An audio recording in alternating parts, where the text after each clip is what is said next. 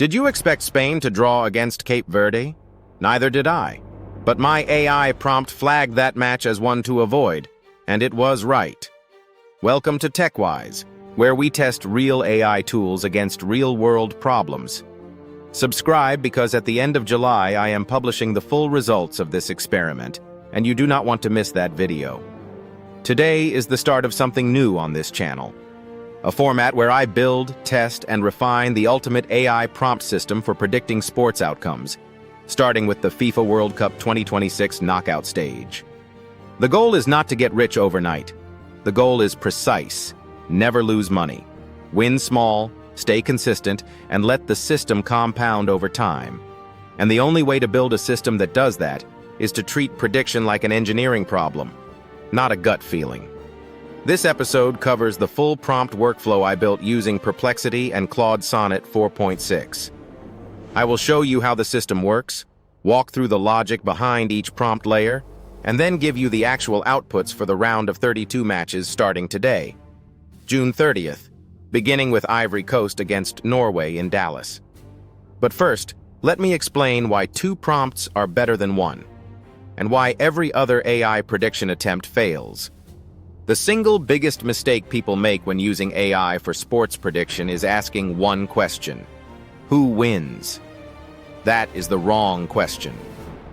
A model that only outputs a winner has no context about bet quality, risk level, or which markets carry the best expected value.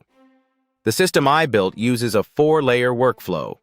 Each prompt has a specific job, and the output of one feeds the next. Layer 1 is the match intelligence prompt. This is where I feed the model everything it needs to know about both teams: recent form over the last 5 matches, head-to-head history, key player availability, tactical setup, and physical condition coming into the match. For a World Cup knockout game, I also include group stage performance data: goals scored, goals conceded, and whether the team is coming off a high-pressure match or a comfortable win. The model I use for this layer is Perplexity, specifically because it has real-time web access. It can pull current squad news, injury reports, and odds movements, data that a static model simply does not have. I will drop the exact prompt I use for this layer in the description below. Layer 2 is the risk filter prompt. This is the most important layer in the system, and the one nobody builds. Instead of asking what will happen, this prompt asks, what could go wrong? I feed the match intelligence output into Claude Sonnet 4.6 and ask it to identify every scenario where the favorite could fail to cover, where the match could produce an unexpected result, or where the betting market is mispriced. This is exactly how the Spain versus Cape Verde flag worked. The risk filter identified 3 factors: Spain's tendency to rotate heavily after securing qualification, Cape Verde's extremely compact low-block defensive structure, and the historical data showing that top European nations draw more than 30% of their first knockout stage matches when facing organized African sides. The system said avoid. The result was 0-0. Layer 3 is the market selection prompt. Once I know the match profile and the risk landscape, this prompt identifies which betting market offers the best expected value, not always the 1x2 result. Sometimes it is over or under 2.5 goals. Sometimes it is both teams to score or not to score. Sometimes the highest value bet is simply not betting on a specific match at all. The system generates a recommendation across 4 markets for every match. Result: 1x2. Goals over or under 2.5, both teams to score yes or no, and a confidence score from 1 to 5. Only matches with a confidence score of 4 or 5 get a recommended bet. Everything else gets flagged as avoid. Layer 4 is the calibration prompt. After each match, I feed the actual result back into the system and ask Perplexity to identify where the prediction was correct, where it was wrong, and what data point, if any, would have changed the output. This is how the system improves over time, and this is what I will show you in the July results video. Now let's get to the actual outputs for June 30th. The first match is Ivory Coast against Norway at Dallas Stadium, Kickoff 1700 GMT. Ivory Coast's profile qualified from Group E with 6 points, defeating Ecuador 1-0 and losing to Germany 2-1.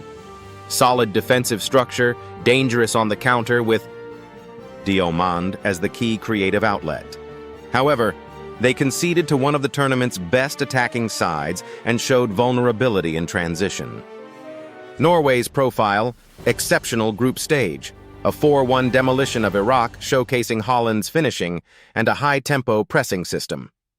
Coming into this match with momentum, physical freshness, and a clear tactical identity. The risk filter identifies only one concern. Holland's performance tends to flatten against deep defensive African setups. But Norway have enough alternative attacking threats to overcome that.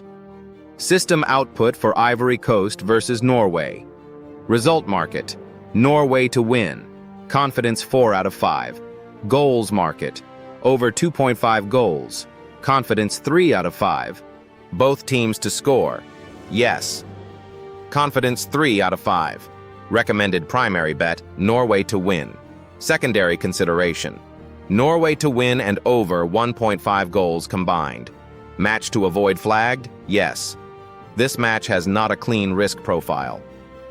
The remaining round of 32 matches from June 30th onward have been processed through the same system.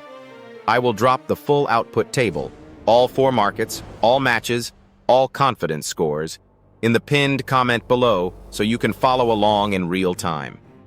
And this is where you come in. This prompt system is version 1. It is already producing structured, reasoned outputs, but it is not perfect, and I am not pretending it is. Over the next 4 weeks, I will run it across every knockout match in this World Cup, track every result, and publish the full accuracy report at the end of July. But I need your input to make version 2 better. Tell me in the comments, which factor do you think the system is missing?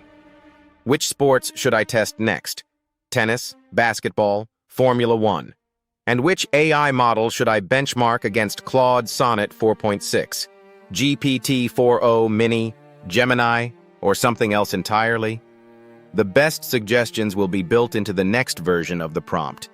Your idea might be the one that tips the system from good to genuinely profitable. This is the experiment.